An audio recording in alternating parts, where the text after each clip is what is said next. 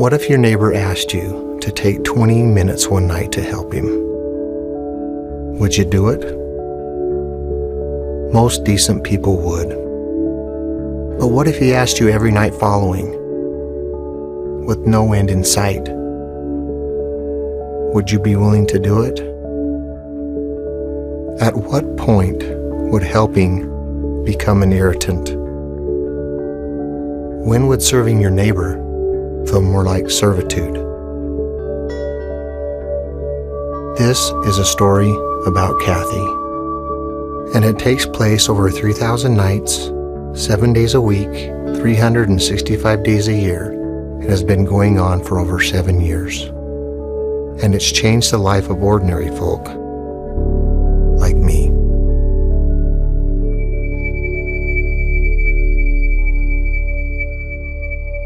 To be brutally honest, it was a hard thing for me to be excited about. It was more of a burden than anything. I was in Dr. Nord's office, my neurologist, and he proceeded to tell me I had multiple sclerosis. And I looked at my husband and I said, "Did you just hear what the doctor said? It's documented proof that I am 1 in a million." We'd been married 16 and a half years. I assumed my husband was okay with it. And I think that it may have been too much in his mind, thinking things were going to get worse. It hurt tremendously.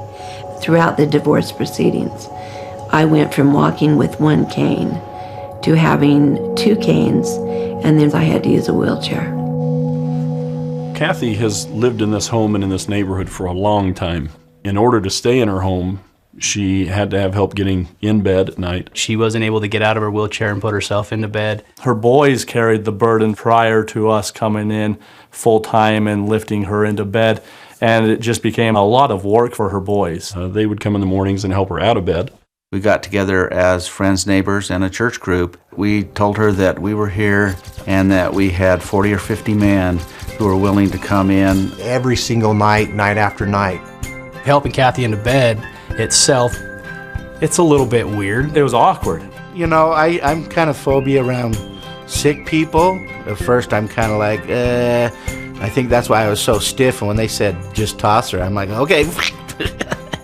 And of course, we're not supposed to do it that way because she went about, halfway across the room and bounced in her bed. So it's not just throwing somebody in bed and saying, see ya. There's a process to it. 2 guys from the neighborhood arrive at the door. Get her mail, ring the doorbell. She yells to come on in. And she always wants to talk with you. Kathy will talk your ear off. Kathy knows how to talk. You can't have a short conversation with Kathy. You walk down the hall, down to her bedroom. get the bed ready. Pull off her slippers. You have to choose a side you want to be on. Each of us put a hand behind her back and underneath her legs, and we just lock wrists. And then lift straight up, move forward, and then dance around the chair a little bit. Try to gently set her into bed. And then the fun begins. She's very particular about how she has got to be set up in that bed. And then you have to sit Kathy up, move the pillows 100 different times, lay her back down. When it looks like she couldn't be more uncomfortable, that's when you got the thumbs up and everything was okay. And then the fun part starts of parking the motorized wheelchair. You make sure that she's got her phone. We position her canes so she can use them to reposition herself at night. She'll have her water,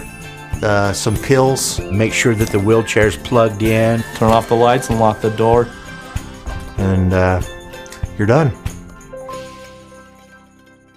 We were approached that we would maybe have a 2 or 3 month assignment. I felt sympathetic to the situation, but I felt like, I've got other things I need to deal with. First of all, it's, I don't have the time. And How long can it last? When's the end?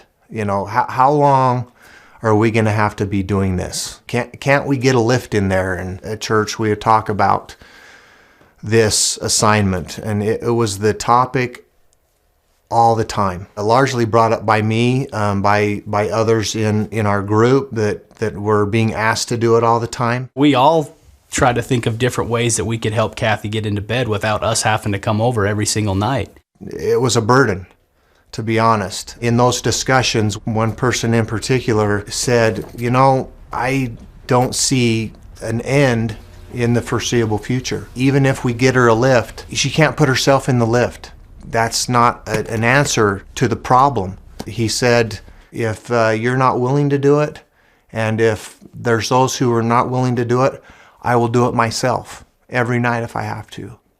And so really it's at that time when I think I had a change of heart, when I had to take a look at myself, my own spirituality, my own conviction. I was nowhere near where I should have been, and I decided to change. I had a man in that kind of had the same attitude that I had, that this has got to be a quick thing and I've got other things and I'm busy. I remember he got really quiet when we went in and lifted her into bed, and I remember we came out front, big burly guy, just in tears as he left the home. He turned around and he voiced to me, he said, I can't believe that I thought that this was a burden. You got to realize too that I started to get to know Kathy. She's taken such a interest in my family. He can come and he lifts me into the bed by himself. It's kind of driven me to be able to stay fit and stay strong for Kathy. When I go to the gym, I do deadlifts, but I call them Kathy lifts. At first, I felt I was taking them away from their families. I didn't want to be a burden. And I honestly didn't think it would last for very long, and I thought it would just be maybe 10 times and then we were done. It's been going on for over 7 years. When I come over now, it's just like tucking one of my own kids into bed. I feel like she's part of my family now, and I asked her if we could just say a family prayer as we put her into bed before we left. It's interesting, the dichotomy between healing the body and healing the soul. When we heal the body, it's always an inward effort. We're always paying attention to ourselves. When we heal the soul, turning inward doesn't work. And the triage of the soul is found in turning outward to other people. Every time I've gone to Kathy's home and dealt with her, it feels like it heals a part of my soul. Really, it's genius how Christ has laid this out for us. As one helps the other helps the other back. I have seen an even greater compassion. It's let me know that I'm not forgotten, that I'm still valued, not only to God, but I have worth to give other people in different ways. You know, I was in a point where I was at my lowest and just not feeling like I was maybe worth anything, or I was falling short. I needed healing, and that's what service does. It heals us. She's lifted me in so many ways. This was that opportunity to serve one of his children. I never realized what that meant until I had this experience of lifting Kathy.